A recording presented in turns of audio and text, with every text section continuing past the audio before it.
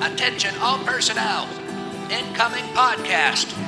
This is MASH Matters. We're back.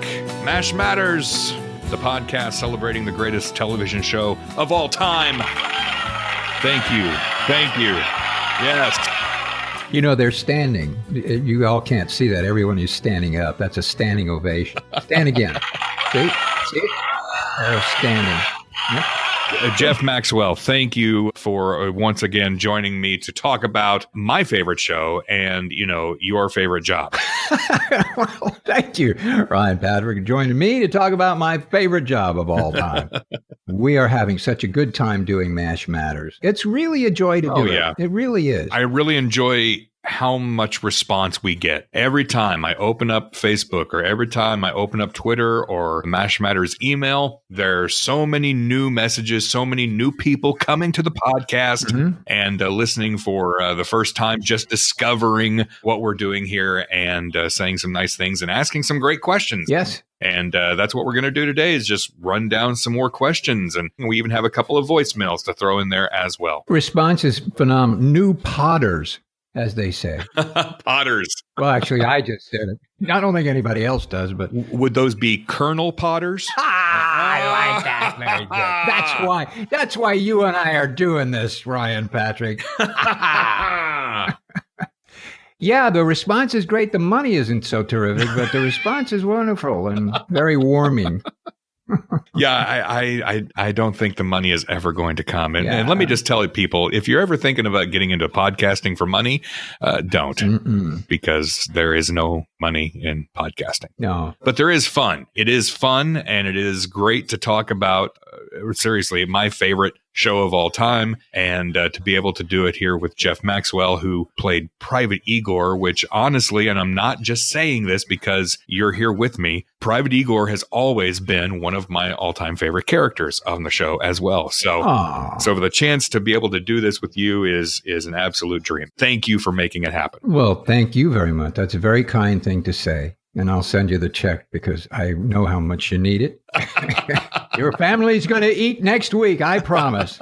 Hey, we have been getting, again, so many great messages in, and we're getting them from listeners of all ages. And we had one come in this week that I'd love for you to read. I'm going to read it right now. And this is from Obi. That's spelled O-B-I. That's Obi.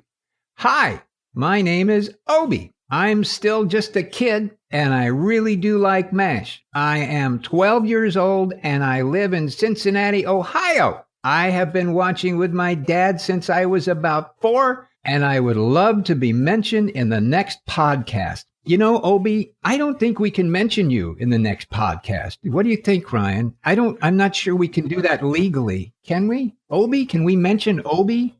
I mean, is it okay, Obi, if we just mention you in this podcast and not the next podcast? Is that okay? Yeah. Because otherwise we would have to wait until next time and we might forget and then you'll get mad and you will be all over Cincinnati telling everybody how lousy we are at remembering names. Yeah. And we don't want that to happen. So instead of next podcast, Obi, we're going to thank you and say your name in this podcast. I hope that's okay. Obi. Let's see,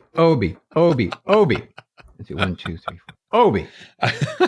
Obi, we hope that does you well. And we hope that Cincinnati, Ohio is happy to hear that you are now famous as Obi on the MASH Matters podcast. Yeah. And say hi to your dad, too. Yes. Thank you, Dad, for helping Obi watch MASH and understand it and enjoy it. That's very nice of you. Parenting done right there. Yep. I'm not going to say Obi-Wan Kenobi because I'm sure he's heard that 100,000 times. So I'm not going to do that. That would be stupid. Don't say that. Trite. That would be trite or common. Trite and Common, a law firm in Cincinnati. I think it's cool, though, to hear from Obi because he's 12 years old. You know, how many kids out there watching MASH. I'd be curious. Kids, if you're listening, we want to hear from you too, just like we heard from Obi. Yeah. I think it's wonderful that so many parents and grandparents are introducing this show to their kids and grandkids at an early age. It's a great show and it has a great message and needs to be heard. So that's great. Thank you, Obi, for sending us that message. Speaking of kids, we got a message from Kathy. Hello, Jeff and Ryan. My boyfriend and I are loving your podcast and wait eagerly with anticipation every 15 days for the next one. Thank you. As we were listening during one of the episodes, you were asking if anyone had their children named after MASH characters or actors. As it happens, my son was named Alan Charles after Alan Alda and Charles Emerson Winchester III. Wow. As with many people, I started watching when it originally ran with my family. I even remember watching the first commercial and already being captivated by the show. To give you a bit of background, my father was in the military and we were on base for much of my childhood. It was great to see a TV show that I could relate to. Later in life, MASH was the common thread that brought myself and my boyfriend together. His older sister got him into MASH in the 80s, and he has been a big fan ever since. We enjoy your insights, anecdotes, and excellent interviews with the MASH alumni. Keep up the great work, guys, from your devoted fans. That comes from Kathy and Paulo in Winnipeg, Manitoba, Canada. Wow. Thank you, Kathy, and I love that you named your son after Alan Alda and Charles Winchester. That makes my heart happy. Yeah. Okay. But wait a minute. What? So she named her son Alan Charles after Alan Alda and Charles. Mm-hmm. How about Alan Igor Charles? I think that would have been kind, don't you? Kathy and Paolo from Winnipeg. All right, I'm going to let it go this time. If another kid comes along, you're going to have to throw an Igor. If it's a girl, Igoris. Or Igorsh? Or, wait a minute. I can't figure that out. Igorina? I don't know. How does that work with it? Igorina. Igorina, Yes, Yeah. You got it. Igorina. Yes. I mean, don't you think I'm right? I mean, isn't it? Don't you think that's fair? I don't want to get in the middle of this. This is between you and Kathy and Paulo. I really don't want to get into this. Okay. From Randall Bowie. Uh-huh. Hi, Jeff and Ryan. Yes, I recently heard an interview with Enid Kent where she describes herself as a day player. Is there any difference between a day player and a semi-regular? I would assume that Jeff would be considered a semi-regular since he appeared in so many episodes, but I could be wrong. Also, is a day player only on the set for one day during the shooting schedule. Thanks for a very entertaining and informative podcast. Thank you, Randall Bowie, for the question. Mm-hmm. So, the answer to the question, I have no idea anymore. Yes. Well, let's go day player. A day player, yes, would be considered somebody that was there for the day. Mm-hmm. And that would be a day player, and they're paid a certain amount of money for that day. That's governed by Screen Actors Guild. So technically, if you are a day player, you get paid X number of dollars. Mm-hmm. That was back in, from 1972 to 1983. So I have no idea what it is now in terms of a day player, but back then it was probably about $175 maybe for the day, or could have been a little more, maybe $2.25, something like that. And that would have been for the day, and they would have said, thank you very much, and they go away. My relationships was a little different, so I don't want to get into all the details of what that was. But yeah, I was a little bit more connected to the thing than the show than just being the day player rate and that kind of employment. But that's what a day player got, and people were very happy with it back in 1972 or 73 or 74. If you can come into a television show and have a great time, meet a lot of really cool people, being on a show like MASH and make, a couple of $100, you were in heaven. That was a good deal and a good day for an actor. So, and you never know when it's going to lead, because Jamie Farr was brought on to be a day player in one episode. Yeah. And ended up being on the entire run of the series. So you never know where it's going to take you. Yep. I did a quick Google search and just asked how much do day players make, and found an article that says entry-level day players can expect a pay of $842 a day. Holy moly. Wow. $800 a day. Wow. Really? Yeah. That's not bad for a day's work. I'll be happy to do that. Everybody, go out and apply to be a day player right now, because this is a good job. job. By the way, Randall brought up Enid Kent, and for those of you who may not remember, Enid Kent played Nurse Bigelow on MASH for many seasons. Yeah. We have some voicemails. Let's go to the phones. Hi, this is Joya Albee, and I live right outside Washington, D.C. I was just calling to say how much I absolutely love the podcast. I watched the first episode and just finished the pilot, and I just want to thank you for reinvigorating my passion in the best show there ever was. I've been following you on Twitter as well, answering and engaging with you there, and I just wanted to let you know that since 1972 when it first aired, and I was sitting on my grandmother's floor, and I heard the helicopter on the beginning of MASH, and I turned around. I watched the show. I watched every single episode, watched it with my mom, watched it with my brother. We watched it all the way through the end. And sometimes we watched it, actually we watched it every night on reruns in different rooms in the house and played our own MASH trivia game. So thank you for doing that. Thank you for bringing it back into my life. Unfortunately, I haven't thought about it in a few decades due to what other people were in my life who weren't interested in it, but I'm so grateful to have it back. And thank you for reinvigorating my passion. And I loved the stories. And as an actor in local theater here, community theater, I really appreciate all that you do and keep it going. I really want to make sure that you understand that this actually really encouraged me. I'm very grateful for it. Thank you so much.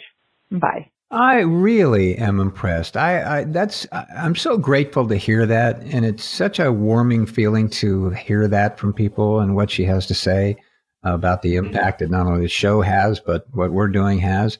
It's really a wonderful experience. I thank you for saying all those wonderful things. That's a great thing. And she's not the first person who's come out and said, you know what, listening to your podcast has made me want to go back and watch the show again. And it's just, reignited my love for the show. And it's sad that she mentioned there that she had some people in her life who did not appreciate the show and did not support her love of the show. And that's sad. If somebody likes something and you don't, that doesn't mean it's wrong. Let people be fans of what they're fans of. Absolutely.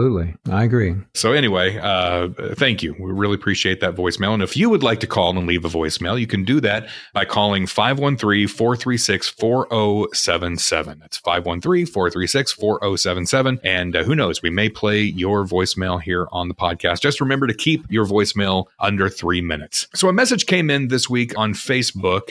This came in from Mark Cowherd. And Mark... Oh, wait a minute. I'm sorry. Excuse me. What was his name again? His name is Mark Cowherd. Mark Cowherd. Mark, you've got to go change that name. You cannot walk around any longer with the last name of Cowherd. You could change it to anything. Smith, Mark Smith. Maybe use Cowherd as a middle name, but don't end up walking around. You're on your driver's license. All right, pull over, buddy. What's your name? Mark Cowherd. Yeah, fine. Out of the car. That's not, you got to change that name. Well, I want to say bon voyage to our faithful listener, Mark Cowherd, who for some reason is not listening to the podcast anymore. Thank you for your support up until this point, Mark. We really appreciate it. By the way, the views of Jeff Maxwell do not necessarily reflect the views of Ryan Patrick and MASH Matters Incorporated. Oh, just having a little fun. MASH Matters, alienating listeners one name at a time. All right. So what does Mark want? Mark sent us a link to a Facebook video that he wanted us to know about. Oh. It is a MASH video essay called Lightning in a Bottle. She goes by Lady Knight the Brave on YouTube, and she has put together many of these video essays. I sat down to watch this video, and I was blown away by the quality and the editing and everything that she did with this video. I'm going to put this link in the show notes. But Mark said, I came across this wonderful essay of the show that we all love by a truly talented filmmaker. Jeff and Ryan, you have both reignited my love for MASH, and I would like, with your permission, to share this with the wonderful group that you've created. So we want to make sure that everybody sees it. It is really well done, and it's an hour long. Wow. We're going to share the link to this video. It's called Lightning in a Bottle, a MASH video essay by Lady Knight the Brave on YouTube. We will put that in our show notes for this episode at mashmatterspodcast.com. If you have an hour, I highly recommend it. It's really well done. Wow. That's cool. I am looking forward to seeing that. I have not seen it yet. I can't wait to see it. And thank you, Mark Cameron, for sending the information. All right, moving along. Who else can we alienate from the podcast? Yeah, well, we could start at the beginning. Let's go back to Obi and, jump on him. Hey, Obi. No. We're just Obi? kidding. We're just How do you kidding. pronounce We're that? just kidding, Obi. We love your name, but we're not mentioning you in the next podcast. Let's mention him in every podcast we do from now on. Let's just call it the Obi Show and be done with it. The Obi Show. Yeah. Yeah. I like it. Thank you, Obi. The podcast formerly known as Mash Matters. From Laura Empey. Hello, Jeff and Ryan. You talked about Robert Alda being on the show. Did any other cast members have relatives appear in any MASH episodes? Each podcast gets better and better. Oh, well, until this one, Laura. Yeah, we put an end to that. Yeah, that's over. I so appreciate the hard work you place into this for all the MASH fans. Well, we do. It sounds simple. My gosh, it sounds like we just come and start talking and say all these things. But we prepare for weeks and weeks and weeks. Weeks, months. I have been training for this like the Olympics. Yes, absolutely. Yeah. Laura, so I know of some relatives that appeared on MASH. Of course, Robert Alda sparked this question. He made 2 appearances as Dr. Borelli in season 3 and season 8. In the season 8 episode, Linda Hand, Alan Alda's brother, also appeared. Anthony Alda playing Corporal Jarvis at the battalion aid station. So you had Alan, his brother, and his father all in the same scene. Other MASH cast members who had relatives appear. Well, Loretta Swit, her husband at the time, Dennis Holohan, played the Swedish diplomat and Margaret's love interest in season 11, the episode UN, the Night and the Music. Mike Farrell's wife, Judy Farrell, his then wife, Judy Farrell, appeared as Nurse Abel in 8 episodes of MASH that started in season 5. William Christopher's wife made 1 guest appearance on the show. She played Lieutenant O'Connor in the episode Dear Mildred from season 4. She sang a song with Father Mulcahy, who is, of course, played by her real-life husband. Unfortunately, this scene, however, is cut from the syndicated episode. So if you've only watched MASH on TV, if you've only seen those reruns, you've never seen this scene. But if you have the DVDs, or if you have streaming on Hulu, or if you've bought the series online, you should be able to see her singing with her husband on Dear Mildred. Perhaps, with your permission, Lieutenant O'Connor and I can give you a little preview of a number we've been rehearsing for the Orphan Show. Here, here. Oh, my child. Once a friend. When you're all dressed up and no place to go, life seems weary, dreary, and slow. My heart has ached and bled for the tears I've shed when I'd no place to go unless I went back to bed. I've had a sad, sad life, and whenever I go to that peaceful spot where the violets grow, upon a nice white stone will be written below, he was all dressed up and no place to go. The only other relative that I know of is Larry Gelbart's wife, Pat Gelbart, making an appearance in an episode as well. In season 3, Payday, she is playing poker with the gang while Igor is asleep in the background. That scamp, Igor. I owe the pot $50. Want me to lend you 100? Give it to me free and I'll marry you. Not if either one of us was the last man on earth. Also, I've heard that if you look closely on the Red Cross sign in the Officers Club, you'll see the names written Pat and Larry Marshall. Marshall was Pat Gelbart's maiden name. Those are the only relatives that I'm aware of. I don't know if you know of any others. Of course, you also had the scoop here on the podcast that your nightclub comedy act partner was in an episode in Big Mac in the big group photo scene. Yes, he was. Yes. His name was, well, I'm not sure I should say his name.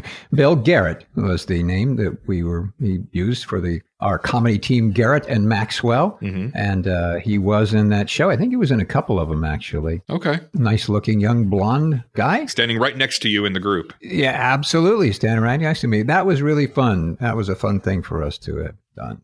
Forever emblazoned on film like that. That was pretty cool. Yeah. And there's one more person. Of course, my A little known fact, my twin brother, Peter Riegert, actually did appear in 2 episodes as Private Igor. So that's an interesting little known fact. I couldn't tell because he looks just like you. You can't tell. You really can't. With the hat on, you don't know who's who. Yeah, we just thought it would be cute to do that for a couple episodes. And, His voice kind of sounded like Johnny Hamer, too. I don't know why. But really? Yeah, it may have. It's sorry, I had to do that. Let me stop the bleeding here and we can go on with it. I did that for our friend Mark Cowherd. I had to, Mark, I'm sorry. I'm just having fun with you. I love the name. I do. I truly love it. So, yeah. So those are all the relatives that I'm aware of. If there were more, they've never really been brought to light. And it's very possible that there were other relatives of cast and crew who appeared in background scenes or, as extras. But if they did, I'm not aware of. Yeah, neither am I. And by the way, Laura MP, thank you for saying that. I so appreciate the hard work you place into this for all MASH fans. We do think about this fairly, with a good deal of focus and try and make this as fun and interesting as possible. We hope that you appreciate it, and it seems like everybody does. So we appreciate you saying that because it certainly seems to be translating to everybody. So thank you, Laura, for asking the question and for saying those nice things. By golly. All right. Well, we have another voicemail. Oh. So let's go back to the phones. Hello, my name is Michael, and when I was young, I was born in 1969, I was able to visit the MASH set twice. Anyway, I accidentally found your podcast. You know how it is. You're clicking and swiping and clicking and swiping, and I saw something about Jeff Maxwell. And the one reason I remember Jeff Maxwell is this. The second time I visited the MASH set, and we're standing around, everyone's standing around, that's all you really do. And I saw you, Jeff Maxwell. I really didn't know who you were. I was young. I really wasn't into MASH yet.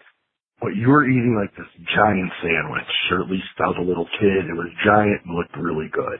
I wanted to go get some food, and all of a sudden William Christopher comes by and starts talking to my mother, and we're talking, and he is the sweetest, most gentle guy. Bill was or Mr. Christopher at the time, was a really genuine guy. After we talked about where I was from, he mentioned he grew up there as well in Glencoe. He had told me he grew up in Evanston for like 18 days. Then he grew up grade school, high school, mature high school, central school in Glencoe. And we were able to talk about the town, and he spent all kinds of time with me. Totally genuine. We talked everything about Glencoe and how it changed and what they had when he was growing up. Again, genuine guy. But the real reason I remember Jeff is this. When I was done talking to Mr. Christopher, I had to get some food, and we were told where the table, the whole thing where the food was, and I was going with my sister. And as we walked there, Jeff was there loading up all kinds of food, and I remember my sister's like, "Ooh, he must be hungry. He's not on the screen that much, so maybe they don't pay him enough money to eat." And at the time, I'm a little kid, and I'm like, all right, he's hungry. Anyway, I grabbed some food, peanut butter, in fact, and had a little grilled cheese, and enjoyed myself, watch you guys stand around. Lastly, I wanted to say is, if you could possibly put up a high-resolution picture of both of you, because my son, Ed, would love to be able to print out a picture and send it to you. All right, Michael. There's several things to unpack from this phone call from Michael. There's a lot going on with Michael. Yeah. Yeah. So when he was young, he got to visit the MASH set twice, which is, how cool is that? That's a lot. Yeah. And so his first memory of you is eating a very large sandwich. Eating a very large sandwich. I don't know if it was large in like length or if it was large as in like a Dagwood, piled high kind of a sandwich. Yeah. But evidently it was a very large sandwich that you were eating. And then after he spoke with Bill Christopher, he then went over to get some food, and evidently you were still eating. You were still piling up the food on your plate. I don't know, maybe you were putting them in your pockets too, or in a bag. But anyway, it led them to believe that you were a poor actor that wasn't getting paid much by MASH, so you were basically stealing food to take it home with you. Can you speak to that? Do you want to? Is there any kind of confession that you want to make now about the food that you took from craft services? Well, first of all, I don't want to disagree with Michael at all about how wonderful and how nice Bill Christopher was. He was truly, truly a wonderful, nice human being. I don't disagree at all. I guess I find it interesting that he has that impression of Bill Christopher, but of me, I'm just kind of a hog who just stands around.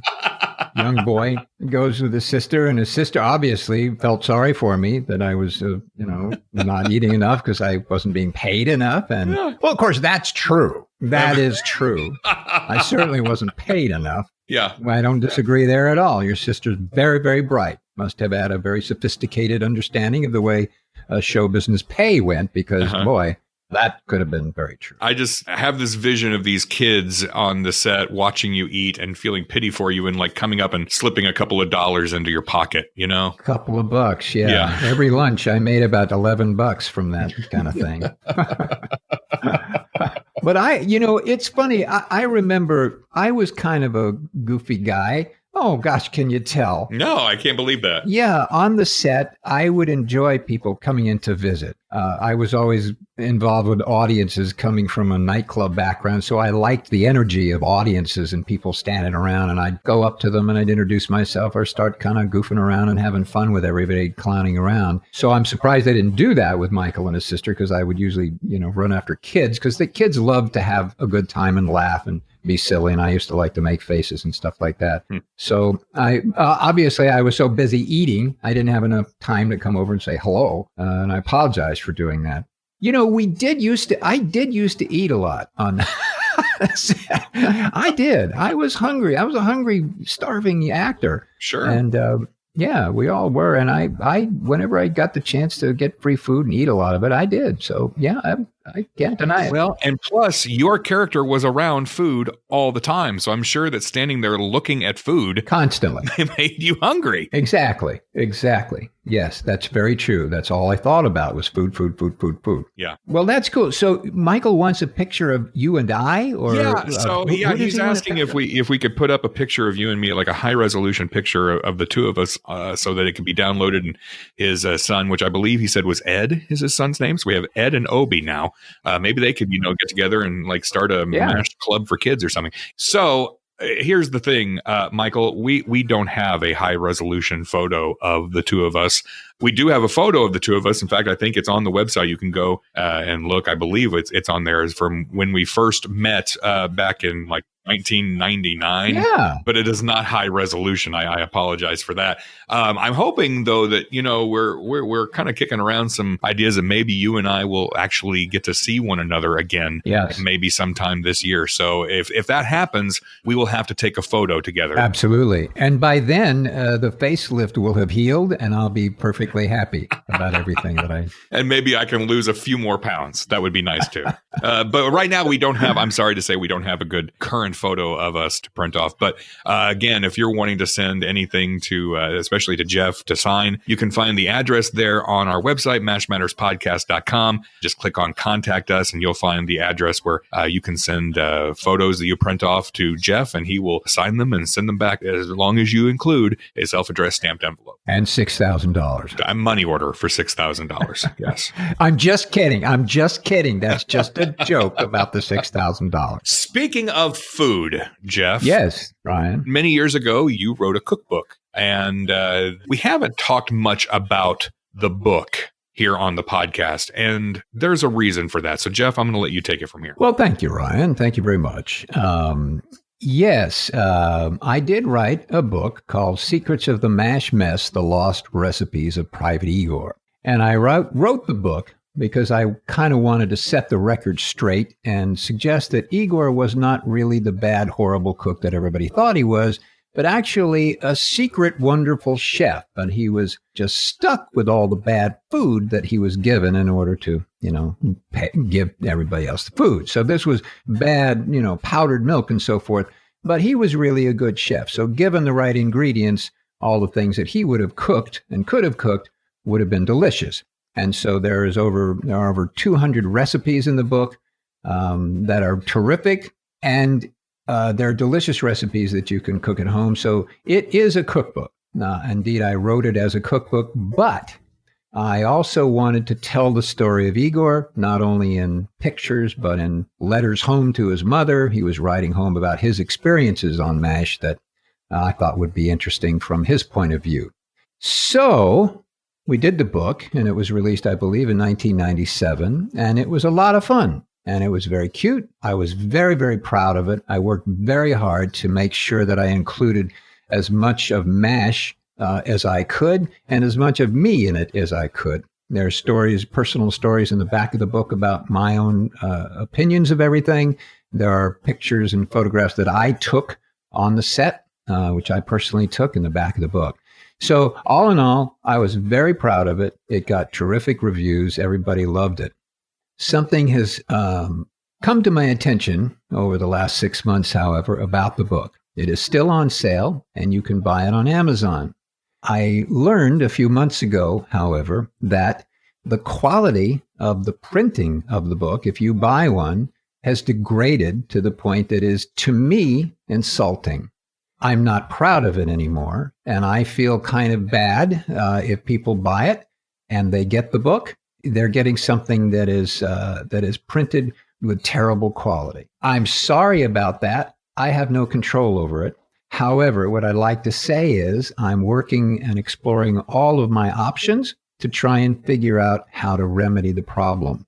Those could be legal, those could be personal. I don't know yet, but I'm exploring all the options that I have at my disposal to try and remedy the problem and make the quality, restore the quality of the book to its original quality when it was printed in 1997.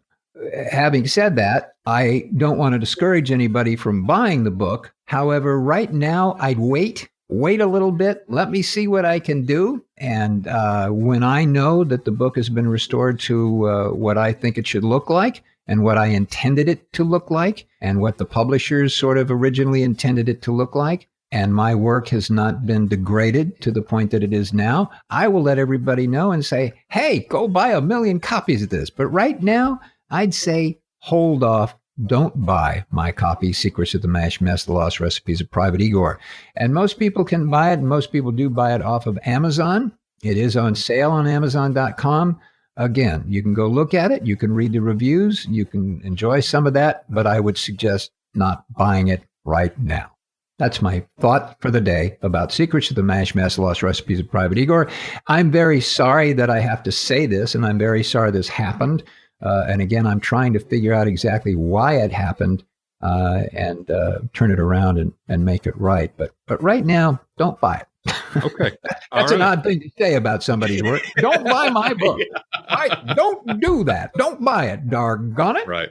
Now, I will say we do have a couple of recipes from the book on our website, mashmatterspodcast.com. So you can go there and see some of those recipes tried out. Now, if you already have the cookbook, the recipes are really good, and we'd love to hear if you make the recipes and you enjoy it. We want to hear your review of the recipes. We'd love to hear that. However, there is one recipe that you have to be careful with. So just today, on the day that we're recording this, we had a Facebook message come in from Deanna Grimley. And Deanna said, hello, this message is for Jeff. I bought his MASH cookbook and I'm making some recipes from it. I have a question about the recipe for dud spuds. Am I really supposed to use 11 large yellow onions? That seems like a huge amount. I've posted this question in a Facebook recipes group that I'm in, and nearly all of the responses felt it was a typo and should have read 1 yellow onion.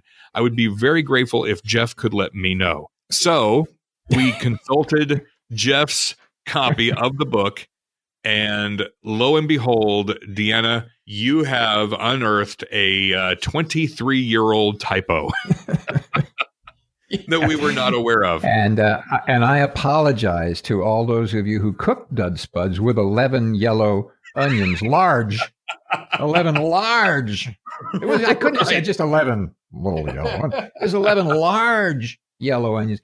really sorry. But if you've done that and you've lost family members from it, or no one speaks to you at work anymore, I'm really sorry. Maybe you lost your job because of it. You know, I could be sued for this probably. Hey, I ate a large lemons and stud spuds. I lost my job. It meant to say one large yellow onion. So if you're making dud spuds, please only use one large yellow onions, unless, of course, you have some addiction to yellow onions and you like 11. You'd like 11 large. People may like that. I don't know. But I wouldn't recommend it. I would do it with one large yellow onion and not 11 for dud spuds. There you go. And again, my favorite recipe in the book is on page 118, gas passer chili. But again, don't buy the book. It's a delicious recipe, but do not buy the book. Not yet. Don't buy the book. I will let you know when you can buy the book. But anybody who has bought the book, again, enjoy it. It's a really fun book, and the printing is a little off. In fact, it's a lot off, and the photographs are a lot off, and it's not my fault. I have no control over it, and I apologize for it just because that's how I feel. I'm sorry. But you can certainly still enjoy it. But don't anybody else buy one until I straighten this out. And I'm working on it. And the recipe for gas passer chili is on the website, mashmatterspodcast.com. Ah, thank you. It's good. It's really, especially on a cold winter night. Oh, it's delicious. And you can add onions to it if you have anything left over, or you haven't used up from the 11 onions for stud spuds. You stick it in the chili. You only need 2 large yellow onions for that recipe. Yeah. Not 22. 22. You can reach us through our website. You can find us on Twitter, Facebook, on YouTube. You can subscribe and listen to us on Apple Podcasts, Stitcher, Spotify, everywhere.